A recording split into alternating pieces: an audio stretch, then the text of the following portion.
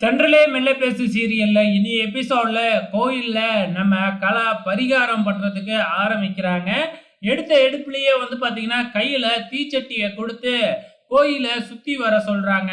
நம்ம கலாவுக்கு தீயோட சூடு தாங்க முடியாம தூக்கிக்கிட்டு ஓடுறாங்க. அப்பதான் தெரியுது, இது கலாவோட கனவு அப்படின்னு சொல்லிட்டு.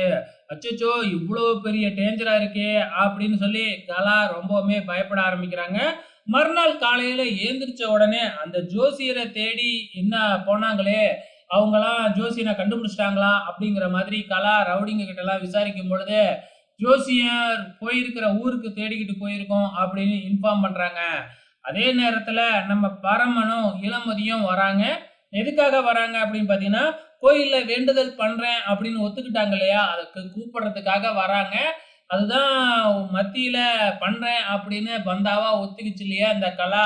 ஸோ அதனால வேற வழியே இல்லாம அப்படின்னு நினைச்சுக்கிட்டு கோயிலுக்கும் போயிடுறாங்க. அங்க போன உடனே மொட்டை அடிக்கிறதுக்கு ஏற்பாடுலாம் பண்ணியிருக்காங்களாட்டுக்கு. ஸோ இப்ப அந்த நேரத்திலயும் கலா தன்னோட அசிஸ்டன்ட் கிட்ட அந்த ஜோசியனை கண்டுபிடிச்சாங்களா அப்படின்னு கேட்கும் பொழுது, அப்படி விசாரிச்சுக்கிட்டு இருக்கும் பொழுதே ஜோசியரை ரவுடிங்கெல்லாம் அடிச்சு இழுத்துக்கிட்டு வராங்க. இழுத்துக்கிட்டு இந்த ஜோசியரே ஒரு ஃப்ராடு தான். இவன் உண்மையே சொல்லல, வேணும்னே காசுக்காகத்தான் பொய் சொல்லியிருக்கான். இவனுக்கு 2 பொண்டாட்டி அப்படின்னு சொல்லி அங்க இருக்கிறவங்க எல்லாருக்கும் மத்தியிலயும் இவன் சொன்னதெல்லாம் பொய் அப்படின்னு சொல்லி நிரூபிச்சுட்டாங்க.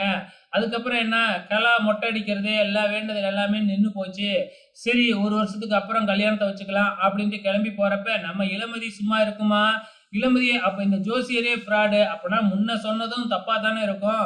நம்ம ஏன் வேற ஒரு ஜோசியரை வர வச்சு பார்க்க கூடாது? இங்கேயே பக்கத்துல ஒரு ஜோசியர் இருக்கிறாரு, அவரை வர வச்சு பார்த்துருவோம் அப்படின்னு சொல்லி உடனே இன்னொரு ஜோசியர் அதே கோயிலுக்கு கூட்டிக்கிட்டு பார்த்தா, அந்த ஜோசியர் பார்த்துட்டு ரொம்ப நல்லா இருக்கு, உடனே கல்யாணம் பண்ணலாம் அப்படின்னு ஒரு குண்டை தூக்கி போட்டுறாப்புல. ஸோ கலா இப்பொழுதைக்கு வேற வழியே இல்லை அப்படின்னு ஓகே அப்படிங்கிற மாதிரி சொல்லி வச்சிருக்கிறாங்க. அப்கமிங்ல என்ன நடக்க போகுதுன்னு தெரியல, பொறுத்திருந்து பார்க்கலாம்.